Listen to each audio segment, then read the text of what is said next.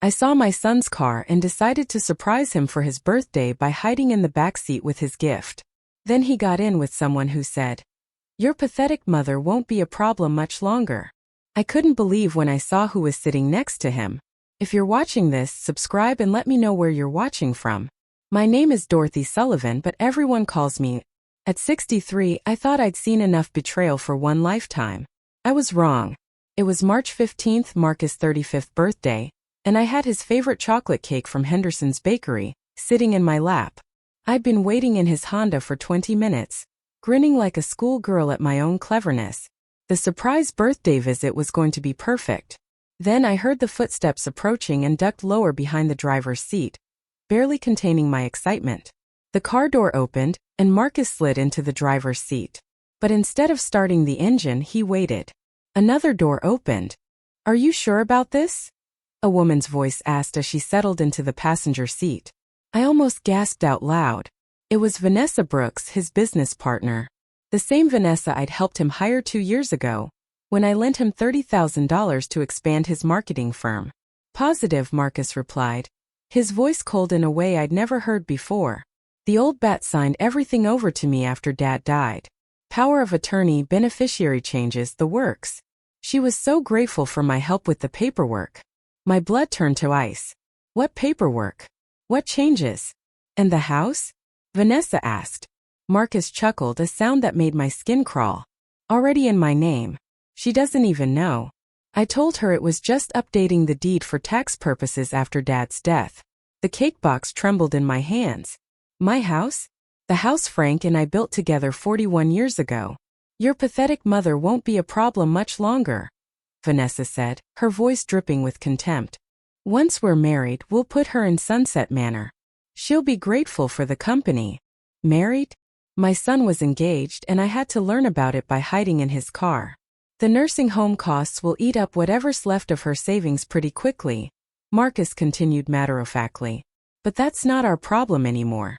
I pressed my hand to my mouth to keep from screaming. This was my son, my baby boy who used to crawl into bed with me during thunderstorms. The child I'd sacrificed everything for after his father died 3 years ago. "What if she figures it out?" Vanessa asked. "Vanessa, she won't. Mom trusts me completely. Always has. Makes this almost too easy." The engine started, and as they drove away to celebrate his birthday, I sat in stunned silence in the back seat holding a cake for a son who was planning to throw me away like garbage. But Marcus had made one crucial mistake. He'd underestimated his pathetic old mother. The 20-minute ride to whatever restaurant they'd chosen felt like an eternity. I stayed hidden, my mind racing as I tried to process what I just heard. When the car finally stopped, I waited until they walked away before slipping out and calling a taxi. Back home, I sat in my kitchen staring at the birthday cake. The same kitchen where I'd taught Marcus to crack eggs without getting shells everywhere. Where I'd helped him with homework every night through high school. Where I'd cried with him when his father passed. How had I missed the signs? How had my devoted son become this stranger? The truth was I hadn't missed them. I'd just chosen to ignore them. It started right after Frank's funeral. Marcus had been so helpful, so attentive. "Mom, let me handle the paperwork," he'd said. "You're grieving. You shouldn't have to deal with this financial stuff." I'd been grateful. Overwhelmed by loss and drowning in insurance forms, bank documents, and legal papers. I didn't understand. When Marcus offered to help navigate it all, I'd signed whatever he put in front of me. "Just a formality, Mom. This gives me permission to handle things if you're ever unable to." That's how he'd explained the power of attorney document. "We need to update the house deed for tax purposes now that Dad's gone." That's how he described transferring my home into his name. I trusted him completely. My brilliant, successful son who ran his own marketing company. Why wouldn't I trust him? The signs had been there, though the way he'd stopped visiting unless he needed something. How he'd become evasive when I asked about his personal life. The day I'd mentioned wanting to update my will, and he'd quickly changed the subject. And Vanessa, I should have seen through her fake sweetness from the beginning. The way she'd charm me when she needed something, then barely acknowledge my existence otherwise. I'd even helped pay for her marketing certification courses. My phone rang, jolting me from my thoughts. Marcus's name appeared on the screen. "Hi, honey. I answered, trying to keep my voice steady. Hey Mom. Sorry I missed your call earlier. Vanessa and I were at dinner celebrating my birthday. The casual lie rolled off his tongue so easily. Oh, that's nice, dear. How was it? Great. Listen, I wanted to talk to you about something. Can I come over tomorrow? There are some financial things we need to discuss. My stomach dropped. What kind of financial things? Just some updates to your accounts. Nothing major, but it's important we handle it soon. I'll bet it is. I thought. Of course, honey. Whatever you think is best. Perfect. I'll be there around 10 o'clock. And Mom, don't worry about anything, okay? I'm taking care of everything. After he hung up, I sat in the growing darkness of my kitchen, Frank's picture on the mantel watching over me. My husband had always been the suspicious one, the one who questioned people's motives. I'd been the trusting one, seeing the best in everyone. Well, Frank, I whispered to his photo, looks like you were right to worry about people taking advantage of me. But Frank had also taught me something else. When someone shows you who they really are, believe them the first time. Marcus had just shown me exactly who he'd become. Now it was time to figure out what I was going to do about it. I barely slept that night. Every time I closed my eyes, I heard Vanessa's voice. Your pathetic mother won't be a problem much longer. By 6 a.m. I was dressed and ready. If Marcus thought I was just some helpless old woman, he was about to learn otherwise. I might be 63, but I wasn't dead yet. My first stop was Henderson's Bakery. Irene Henderson had been my friend for 20 years, ever since her daughter was in my 3rd grade class. She exclaimed when I walked in. Don't tell me Marcus didn't like his chocolate cake.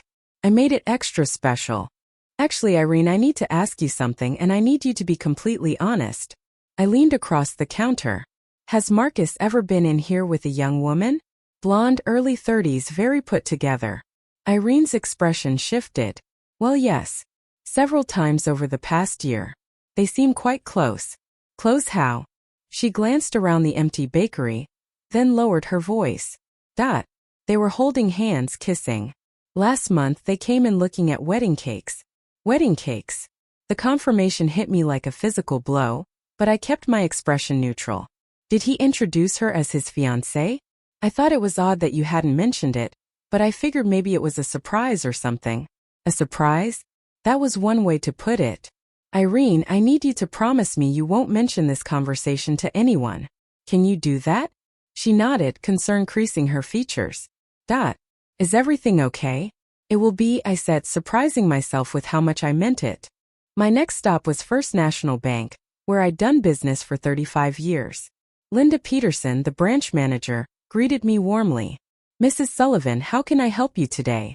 Linda, I need to review all my accounts, every single one, and I need to know who has access to them. Her smile faltered slightly. Is there a problem? I hope not, but I need to be sure. What Linda showed me made my blood run cold. Marcus wasn't just on my accounts as a co-signer. According to the paperwork I'd apparently signed, he was the primary account holder. I was listed as a secondary party on my own bank accounts. When did this change happen? I asked, staring at documents that bore my signature, but that I didn't remember signing. Let me check. It was about 18 months ago. You and Marcus came in together. You seemed a bit confused about the process, so Marcus explained everything. Confused? That's what they call it when they eventually put me in the nursing home, too. Poor old Dot. So confused about her finances. Linda, I need copies of everything. Every document, every signature card, every change made to these accounts in the past 3 years. Of course, Mrs. Sullivan. Is there something specific you're concerned about? I thought about my conversation with Marcus, about his casual mention of financial things we needed to discuss, about wedding cakes and nursing homes, and how pathetic mothers eventually stop being problems. Let's just say I'm suddenly very interested in understanding my financial situation. As Linda printed the documents, I realized something that should have scared me, but somehow didn't. I was completely at Marcus' mercy. He controlled my money, my house, probably my entire future. But Marcus had made one crucial error. He'd assumed I would stay ignorant forever. Game on, sweetheart. The documents Linda gave me painted a horrifying picture. Over the past 18 months, Marcus had systematically stripped me of control over my own life. My savings account, my checking account, even my CD investments all transferred to his primary control. But what really made my hands shake was the insurance paperwork.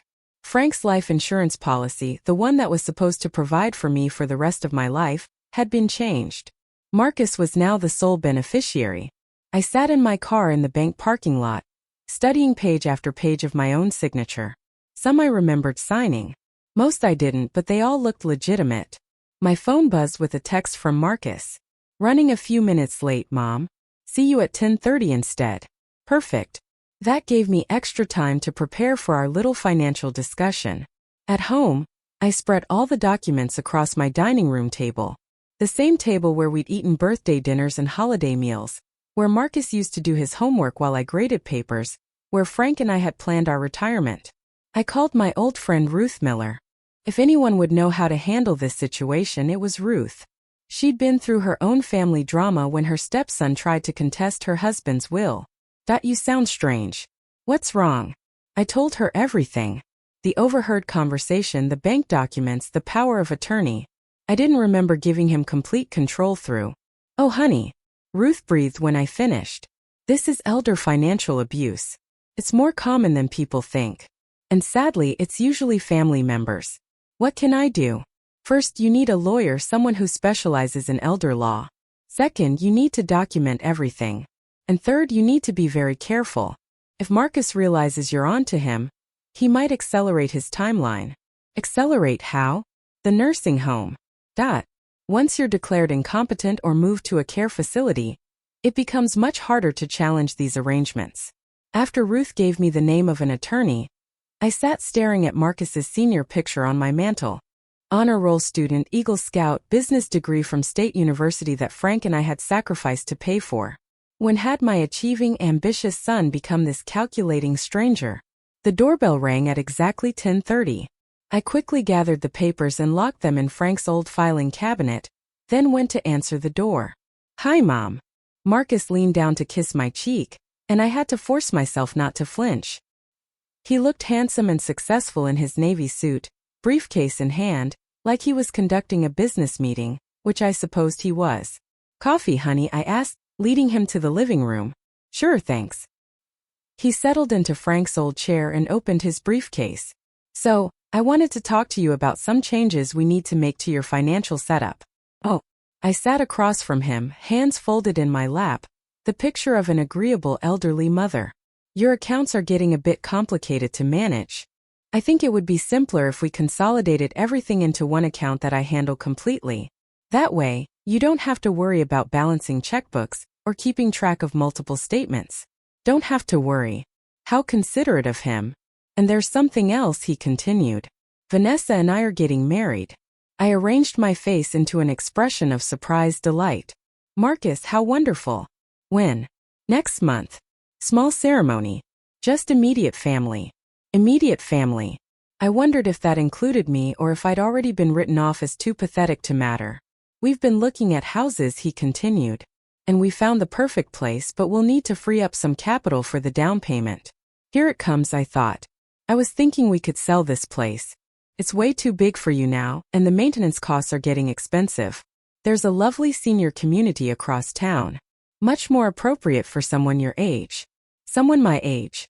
Not a nursing home yet, but getting closer. "I don't know. Honey," I said carefully. "This house has so many memories." Marcus's expression tightened almost imperceptibly. "Mom, you need to be practical. You can't live here forever. What happens when you can't manage the stairs? When you need help with daily activities? I feel fine now. For now. But we need to plan for the future. Trust me, I know what's best." The arrogance in those 4 words took my breath away. I know what's best, not what's best for me. What's best for him? "Well," I said slowly, "I suppose I should think about it." Something flickered across his face. Impatience. Frustration. "There's not much to think about, Mom. The housing market is good right now. If we wait too long, we might miss our opportunity." Our opportunity. As if selling my home was somehow a joint venture we were undertaking together. "Let me consider it for a few days," I said. Marcus' jaw tightened. A few days might be too long. The house Vanessa and I want to buy won't stay on the market forever. And there it was. The real timeline. Not my comfort or my needs, but Marcus and Vanessa's house hunting schedule. I understand, honey, but this is a big decision. He snapped his briefcase shut. The sound sharp in the quiet room. Fine, but don't wait too long, Mom. Sometimes opportunities don't come around twice. As I walked him to the door, I realized he was right about one thing. Opportunities don't come around twice, and he'd just given me mine. After Marcus left, I sat in Frank's chair and called the attorney Ruth had recommended. Attorney Patricia Webb specialized in elder law and had dealt with dozens of cases like mine. Mrs. Sullivan, based on what you're telling me, we need to act quickly. Can you come in this afternoon? 2 hours later, I sat in Patricia's office, watching her review the bank documents with growing concern. This is sophisticated, she said finally. Your son didn't just take advantage of your grief. He systematically planned this over a period of months. Is there anything I can do? Possibly. But first, I need to ask you some difficult questions. Do you remember signing these power of attorney documents? I closed my eyes, thinking back to those terrible months after Frank's death. Some of them Marcus said I needed to sign papers so he could help manage things while I was grieving, but I don't remember giving him complete control. That's the problem with these situations. Predators often strike when their victims are most vulnerable. You were dealing with tremendous loss and Marcus exploited that. The word predator made me flinch. We were talking about my son. What are my options? We can challenge the power of attorney documents, argue that you weren't competent to sign them due to grief and emotional distress. We can also file for elder abuse, both financial and emotional. But Mrs. Sullivan, you need to understand something important. What's that? Once we start this process, your relationship with Marcus will be permanently damaged. Family court cases like this destroy families. Are you prepared for that? I thought about the conversation I'd overheard in the car about Vanessa calling me pathetic, about Marcus planning to put me in a nursing home, about how I wasn't supposed to be a problem much longer. Patricia, what relationship? He's already decided I don't matter. Then let's make sure you matter very much. Patricia explained the process. We'd need to gather evidence, document his financial manipulations, and prove that I was competent to manage my own affairs. It would take weeks, maybe months. The most important thing right now is that Marcus doesn't realize you're on to him. Can you do that? Can you pretend everything is normal while we build our case? Could I? Could I smile and play the role of the trusting, naive mother while secretly documenting my son's betrayal? Mrs. Sullivan, are you all right? I looked up at Patricia, this stranger who was offering to help me fight for my life, and made a decision that would change everything. Yes, I can do that. But I need to ask you something first. Is it legal to record conversations in this state? Patricia smiled for the first time since I'd arrived. Why do you ask? Because Marcus wants to have another financial discussion with me next week, and I think it would be very helpful if we had a record of exactly what he's planning to do to his pathetic old mother. Mrs. Sullivan, I think you're going to do just fine. As I drove home, I passed the nursing home Marcus had mentioned, Sunset Manor. I'd driven by it hundreds of times and never really looked at it. Now I studied the building, the small windows, the residents sitting on the porch in wheelchairs. Is that where Marcus pictured me spending my final years warehoused with strangers while he and Vanessa lived in my house and spent my money? Not if I had anything to say about it. But first I needed to have a conversation with Vanessa. It was time to meet my future daughter-in-law properly. Finding Vanessa's address was easier than I expected. Marcus Marketing Company website listed both partners, complete with professional headshot and contact information. Vanessa Brooks lived in a trendy downtown loft, the kind of place that costs more per month than I used to make in 6 months of teaching. I parked across the street and waited. Patricia had advised me to document everything to build a complete picture of Marcus and Vanessa's relationship and financial situation. If they were planning to steal my money, I wanted to know exactly how they were spending it. At 11:30 a.m., Vanessa emerged wearing a designer workout outfit that probably cost more than my monthly grocery budget. She climbed into a brand new BMW convertible and drove toward the upscale part of town. I followed her to the Prestige Fitness Center where monthly memberships started at $300. She spent 2 hours there, then met a friend for lunch at Romano's, easily the most expensive restaurant in the city. As I watched her laugh and order wine at noon on a Tuesday, I wondered where the money was coming from. Marcus' marketing firm was successful, but not luxury car and expensive lunch successful. Not unless he had additional income sources, like for instance, access to his mother's life savings. That afternoon, I drove by the house Marcus and Vanessa were supposedly looking to buy. The real estate sign was still up, and I copied down the agent's number. A quick call revealed that yes, they were very interested buyers, but there had been some delays with financing. They're waiting on some family money to come through, the agent confided. Should be resolved within the next few weeks. Family money. My money. That evening, Marcus called to check in. His voice warm and concerned. How are you feeling about our conversation yesterday, Mom? I've been thinking about what you said about selling the house. And I took a deep breath and played my part. You're right, honey. This place is too big for me. Maybe it is time to downsize. The relief in his voice was unmistakable. I'm so glad you're being reasonable about this. I was worried you might be stubborn. Stubborn like wanting to keep my own house with some kind of character defect. When would you want to list it? I asked. Soon. I'll call a realtor tomorrow. We'll want to price it competitively for a quick sale. Quick sale, of course.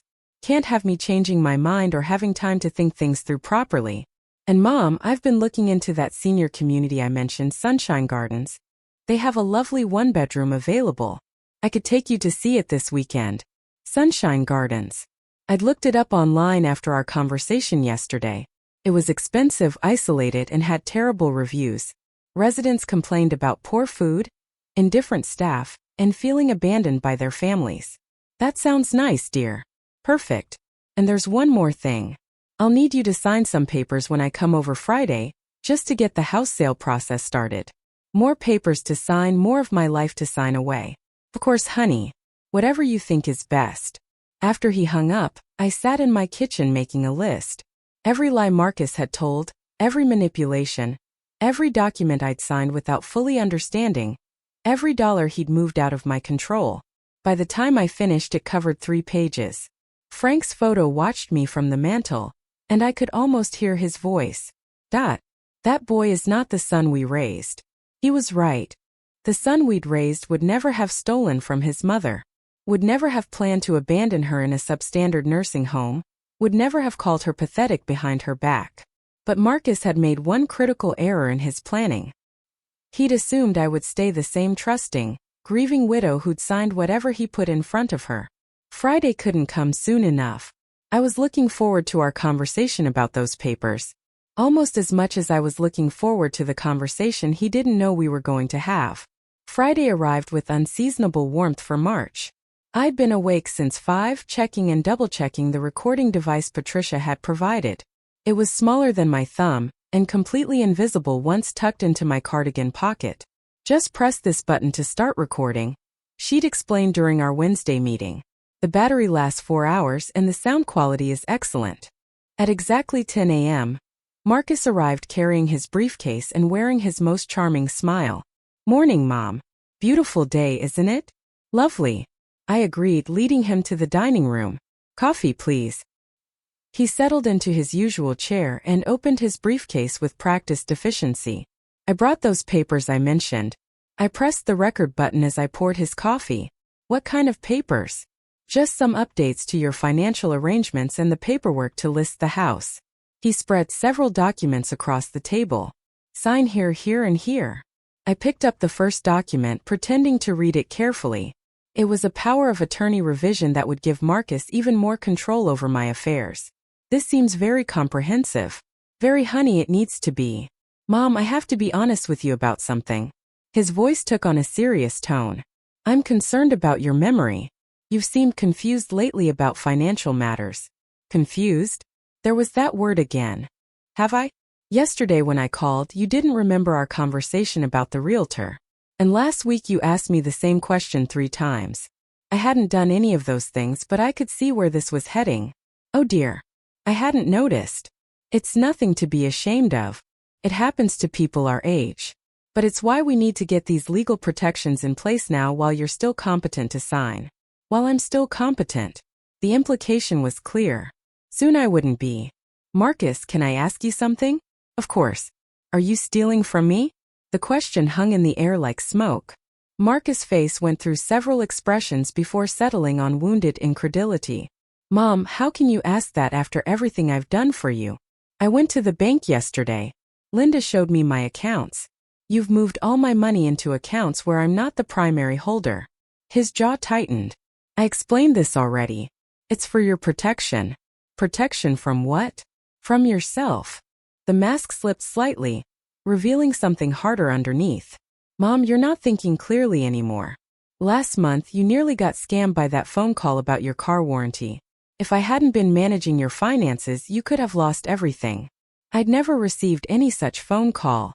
But Marcus's lie rolled off his tongue so smoothly. I almost admired the craftsmanship. And what about Vanessa? What about her? Are you two engaged? Another flicker of surprise. We've discussed it. Why? I just think it's interesting that you're getting married, buying a house, and putting me in a nursing home all at the same time. Very convenient timing. Marcus sat down his coffee cup carefully. Mom, no one is putting you anywhere. We're finding you a nice place where you'll be safe and have people to take care of you. Sunset Manor, it's a lovely facility, very well regarded. I'd called Sunset Manor yesterday. They had a waiting list, but Marcus Sullivan had put down a deposit for a semi-private room. Move-in date, April 1st, 2 weeks away. When did you put down the deposit, Marcus? His face went completely still. What deposit? The deposit at Sunset Manor. For April 1st. The silence stretched between us like a chasm. When Marcus finally spoke, his voice was different, colder. How did you find out about that? Does it matter? He leaned forward, and for the first time in my life, I felt afraid of my own son. Mom, you're making this much harder than it needs to be. Making what harder? The transition. You can't live here anymore. You can't manage your own affairs. The sooner you accept that, the easier this will be for everyone. Everyone meaning you and Vanessa. Marcus stood up abruptly. Vanessa has nothing to do with this. Really? Because I followed her yesterday. Nice BMW, by the way. Expensive gym membership, too. Where's the money coming from, Marcus? The question hit its mark. Marcus' face flushed red. You followed her, Mom? That's stalking. That's exactly the kind of behavior that proves you need supervised care. I need supervised care because I discovered my son is stealing from me. I'm not stealing anything. He slammed his hand on the table, making me jump. This money was always going to be mine eventually. I'm just managing it more efficiently. There it was. The truth finally out in the open. Efficiently, I repeated. Yes. Do you have any idea what it costs to take care of an elderly parent? The nursing home fees alone will eat through your savings in 3 years. This way, we preserve the family wealth while ensuring you get the care you need. Family wealth. My life savings had become family wealth that needed preserving. Marcus sat back down, his voice returning to its earlier reasonable tone. Mom, sign the papers. Let me handle everything. You won't have to worry about money or maintenance or any of it anymore. I looked at my son, this stranger wearing Marcus's face, and felt something break inside my chest. Not my heart.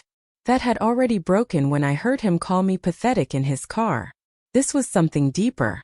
The final severing of the cord that had connected us since the day he was born. No, I said quietly. No what? No, I won't sign the papers. No, I won't sell my house. And no, I won't go quietly into that nursing home so you and Vanessa can live off my money. Marcus's mask finally fell away completely. You don't have a choice, Mom. I already have power of attorney. I can declare you incompetent. Can you? Yes. And after your behavior today, stalking Vanessa, making these paranoid accusations, I think that's exactly what I'll have to do. I smiled then, probably for the first time since this nightmare began. Marcus, honey, there's something you should know. What's that? I reached into my cardigan pocket and pulled out the recording device, still running. I've been recording our entire conversation. The color drained from his face. You can't do that. Actually, I can. Single-party consent state. Remember you taught me that when you studied business law. Marcus stared at the device like it was a snake. Mom, delete that recording right now. I don't think so. If you don't delete it, I'll have you declared incompetent tomorrow. Go ahead, try it. I'll be interested to see how a judge reacts when they hear you admit to stealing my money for efficiency purposes. We stared at each other across the dining room table. 35 years of my motherhood dissolving into this moment of pure antagonism. Finally, Marcus gathered his papers and stood up. This isn't over, Mom. No, I agreed, still smiling. It's just getting started. After Marcus left, I sat in my kitchen shaking not from fear this time but from adrenaline. I'd stood up to him. I'd fought back and it felt incredible. I called Patricia immediately. Mrs. Sullivan, how did it go? I got everything. He admitted to stealing my money, to planning to put me in a nursing home, to already having power of attorney he plans to abuse. It's all on tape. Excellent. Can you come in Monday morning? We need to move quickly now that he knows you're aware of his plans. After hanging up, I realized Marcus was right about one thing. This was just getting started. If he was desperate enough to threaten me with incompetency proceedings, he wouldn't hesitate to escalate further. I needed allies and I needed them fast. My first call was to Ruth Miller. Ruth, I need your help with something and it might get complicated. Anything. What do you need? I need witnesses. People who can testify that I'm mentally competent, that I can manage my own affairs. Consider it done. I'll call Margaret Thompson and Bradley too. We've all been friends for 30 years. Anyone who says you're incompetent will have to get through us first. My second call was harder. I dialed my sister Linda in Phoenix, the sister I hadn't spoken to in 2 years because of a silly argument over Dad's china pattern. Is that really you? Hi Linda. I know it's been a while, but I need to tell you something important. I told her everything. The theft, the nursing home deposit, the recording. By the time I finished, Linda was crying. Oh honey, I'm so sorry. I always thought Marcus was too smooth, too charming. But I never imagined this. Linda, I might need you to come up here. If this goes to court, I'll need family support. I'll book a flight tonight. Yes. I'm proud of you for fighting back. Mom and Dad would be proud too. That evening, I was making dinner when the doorbell rang. Through the peephole, I saw Vanessa standing on my porch looking perfectly composed in her designer coat. I opened the door, but didn't invite her in. Vanessa, this is unexpected. Mrs. Sullivan, we need to talk, do we? Marcus told me about your conversation today. I think there's been a misunderstanding. I almost laughed. What kind of misunderstanding? May I come in? It's chilly out here. Against my better judgment, I let her into my living room. She sat on my sofa like she owned it, which I suppose she thought she soon would. Mrs. Sullivan, Marcus is worried about you. We both are. How thoughtful. This paranoia, these accusations, they're not like you. Has your doctor mentioned anything about early-stage dementia? The audacity took my breath away. Vanessa, I know exactly what you and Marcus are planning. We're not planning anything except what's best for you. Her voice was honey sweet, but her eyes were calculating. Marcus loves you so much. It breaks his heart to see you struggling like this. Struggling with what exactly? With reality. Mrs. Sullivan, you followed me yesterday. You think Marcus is stealing from you. You're making recordings of private conversations. These are concerning behaviors. I studied this perfectly put-together young woman who was trying to gaslight me in my own living room. Tell me something, Vanessa. How long have you been planning this? Planning what? The theft. The nursing home taking over my life. Her mask slipped for just a moment, revealing something cold underneath. Mrs. Sullivan, I think you need help. I think you need to leave. She stood up, smoothing her coat. We're trying to be patient with you, but Marcus has responsibilities. To his business, to our future together, to his family's financial security. His family's financial security? You mean my money? I mean the wise management of family assets for everyone's benefit. Everyone meaning you and Marcus. Everyone meaning the people who matter. The words slipped out before she could stop them. The people who matter? I repeated. And I don't matter. Vanessa realized her mistake immediately. That's not what I meant. Yes, it is. That's exactly what you meant. She headed for the door, then turned back. Mrs. Sullivan, Marcus is going to take care of this situation with or without your cooperation. It would be easier for everyone if you just accept help gracefully. Is that a threat? It's advice from someone who cares about your well-being. After she left, I double-checked all my locks and called Patricia's emergency number. They're escalating, I told her. Vanessa just tried to convince me I have dementia. And she basically threatened me. We need to accelerate our timeline. Can you be in my office first thing Monday morning? I'll be there. And Mrs. Sullivan, don't let them into your house again. If they're desperate enough to threaten you, there's no telling what they might do next. As I got ready for bed, I realized I wasn't the same person who'd hidden in Marcus' backseat just 5 days ago. That woman had been trusting, naive, eager to please. This woman was done being anyone's victim. But I also realized that Marcus and Vanessa weren't going to give up easily. They'd invested too much time and effort into their plan to let it fall apart now, which meant I needed to be ready for whatever they threw at me next. Monday morning brought unseasonable snow, covering my driveway in a slick white blanket that made walking treacherous. Perfect weather for feeling like everything was sliding out from under me.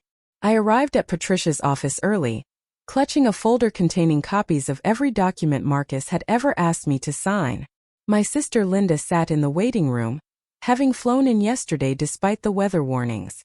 "You look different," Linda observed as we waited. "Stronger somehow. I feel different, like I'm finally waking up after a long sleep." Patricia's secretary called us back, and we settled into the attorney's comfortable office overlooking downtown. "I've reviewed the recording," Patricia began, "and it's even better than I hoped. Marcus essentially confessed to financial elder abuse. But there's something else we need to discuss." She pulled out a thick file. "I had my investigator run background checks on both Marcus and Vanessa. What we found is interesting." "What kind of interesting?" "Marcus's business isn't as successful as he's led you to believe. In fact, he's been operating at a loss for the past 8 months. His partnership with Vanessa has been propped up entirely by the money he's taken from your accounts." Linda leaned forward. "How much money are we talking about over the past 18 months? "Nearly $200,000. The number hit me like a physical blow. $200,000. Frank and I had saved that money over 43 years of marriage. Every vacation we didn't take, every restaurant meal we skipped, every luxury we denied ourselves." "There's more," Patricia continued. "Vanessa Brooks has an interesting history. She was married before to an elderly man named Harold Brooks. He died 2 years ago under somewhat mysterious circumstances." "Mysterious how?" "He changed his will 3 weeks before his death, leaving everything to Vanessa instead of his children from his first marriage.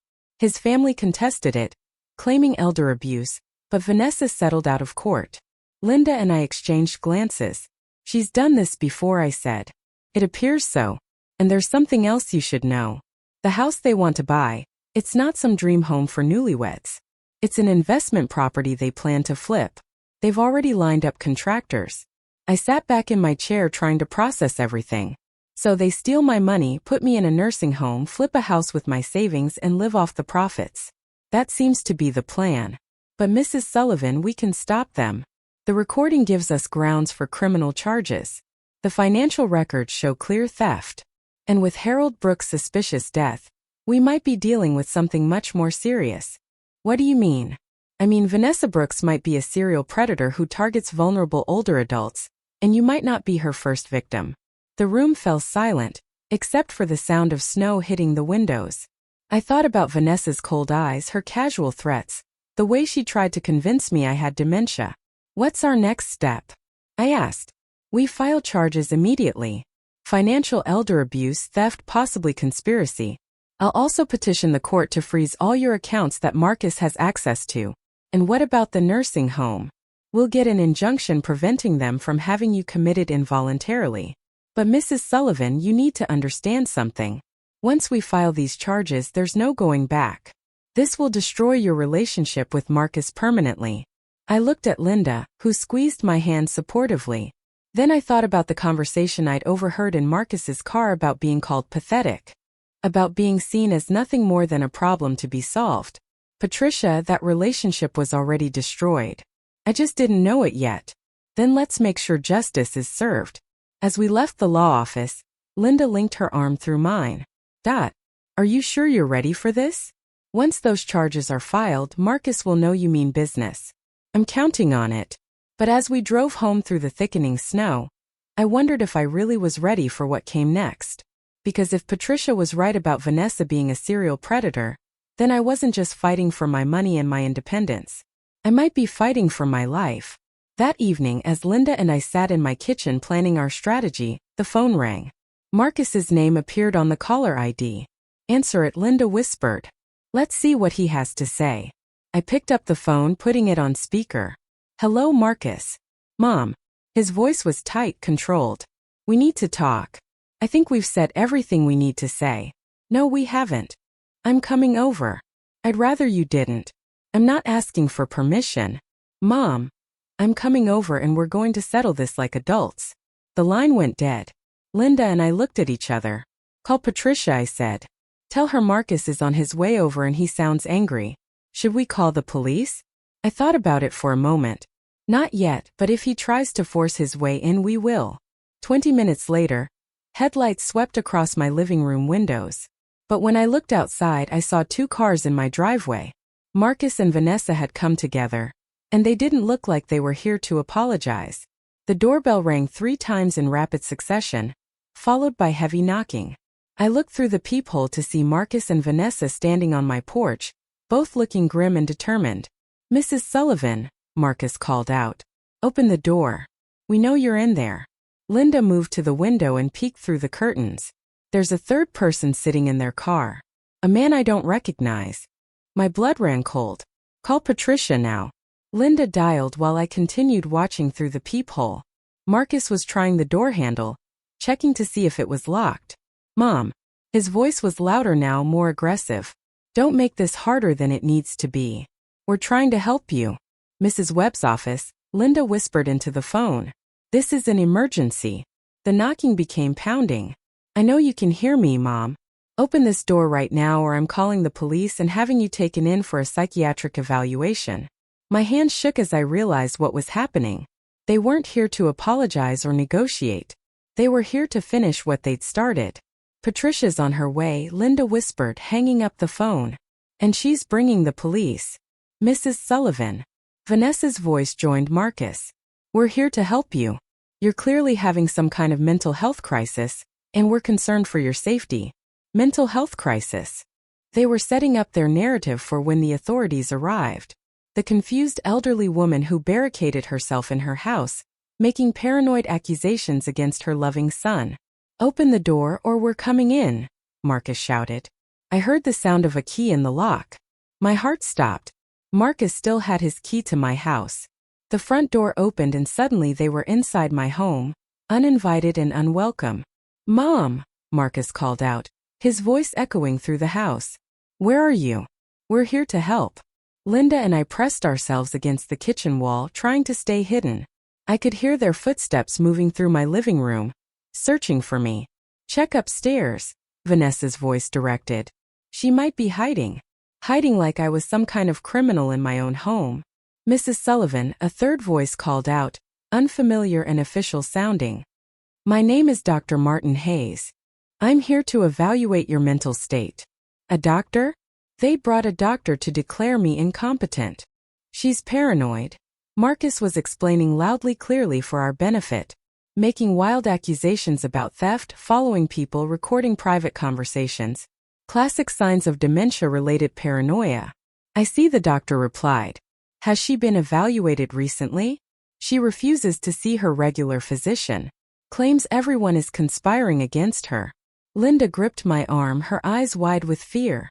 They were building their case in real time, creating a narrative that would justify whatever they planned to do next. Footsteps approached the kitchen. I found them, Marcus called out. I stepped out from behind the wall, Linda beside me. Get out of my house. Marcus held up his hands in a gesture of false calm. Mom, please, we're here to help you. I said, get out. The 3rd man stepped forward. He was middle-aged, professional-looking, carrying a leather bag. Mrs. Sullivan, I'm Dr. Hayes. Your son is concerned about your mental state. My mental state is fine. What's not fine is my son stealing my money and planning to put me in a nursing home against my will. Dr. Hayes exchanged glances with Marcus. Mrs. Sullivan, these are serious accusations. Do you have any proof? I almost laughed. As a matter of fact, I do. I pulled out the recording device and pressed play. Marcus's voice filled the kitchen. This money was always going to be mine eventually. I'm just managing it more efficiently. Dr. Hayes's expression changed. Mr. Sullivan, is this your voice on the recording? Marcus's face flushed red. She's been recording private conversations without consent. That's illegal wiretapping. Actually, it's not, I replied. Single-party consent state, remember? You taught me that. Vanessa stepped forward, her voice honey-sweet. Dr. Hayes, you can see how paranoid she's become. Recording family conversations, making these bizarre accusations. The accusations aren't bizarre if they're true, Linda interjected, speaking up for the first time. And I have documents proving everything she said.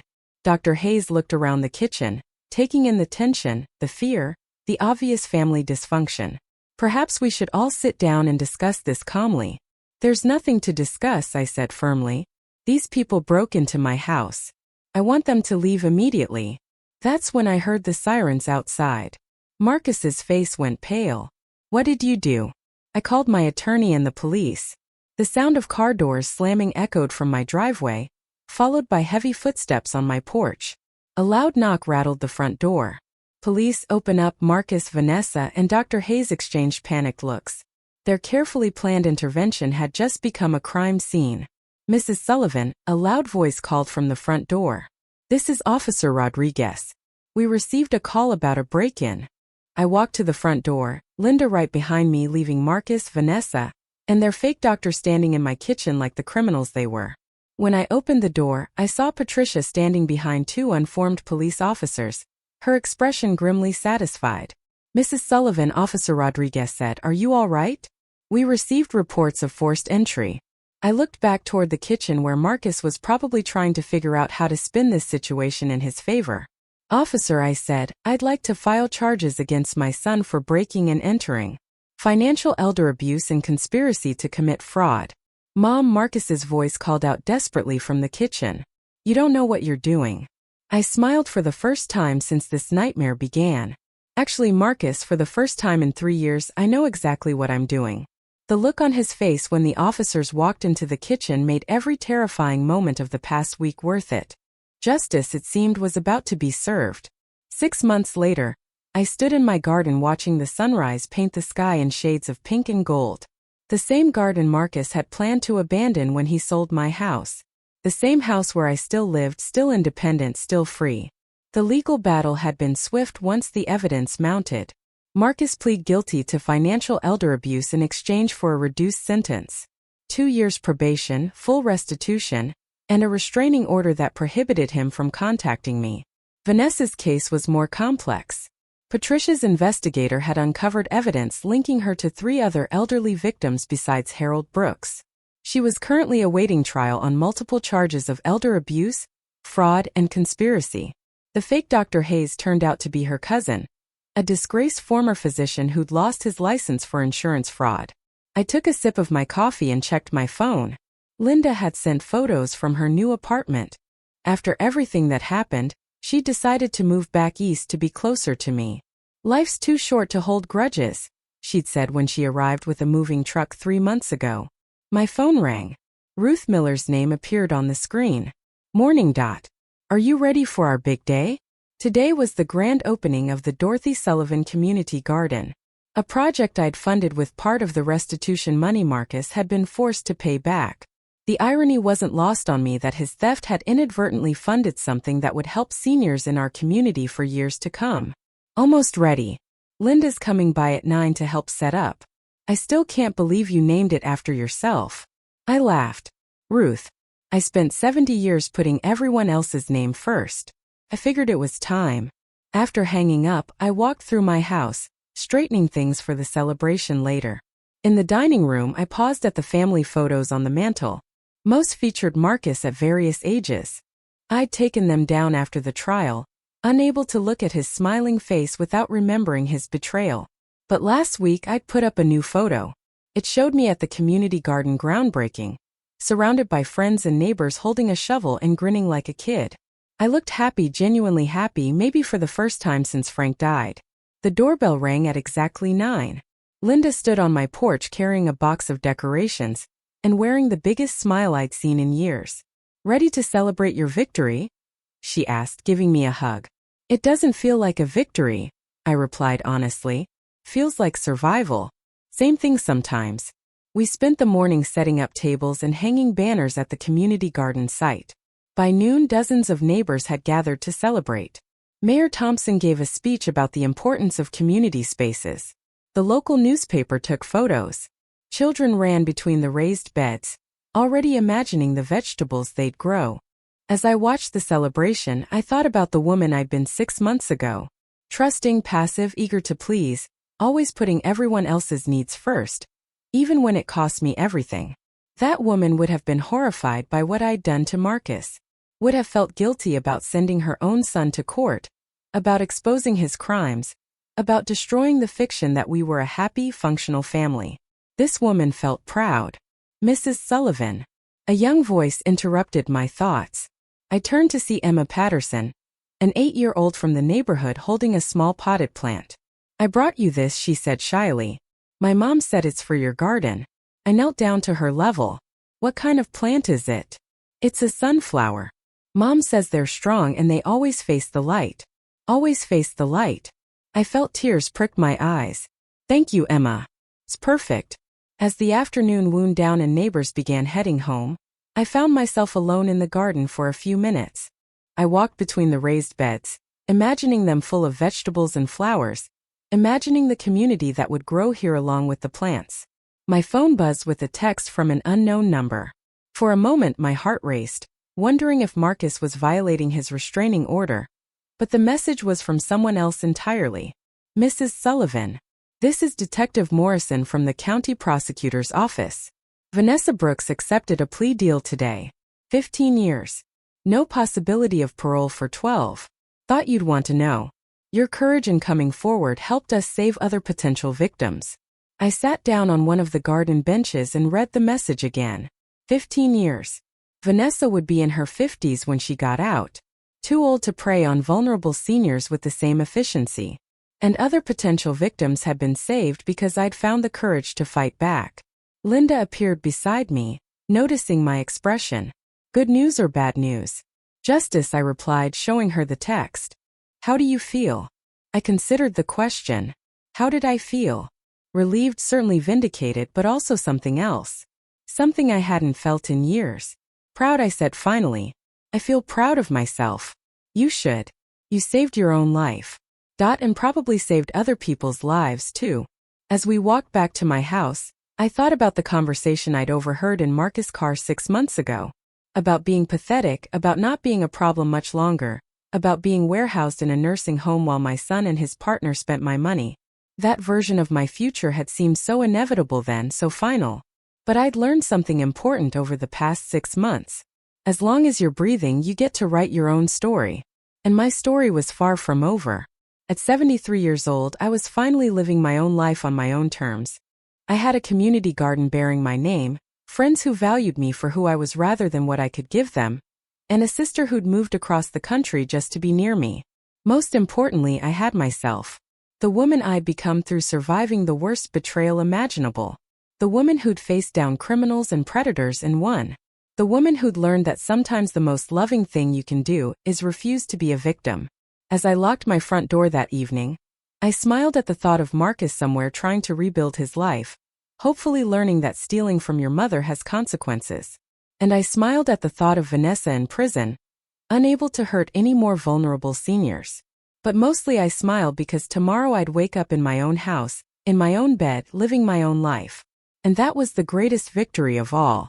Thanks for listening. Don't forget to subscribe and feel free to share your story in the comments. Your voice matters.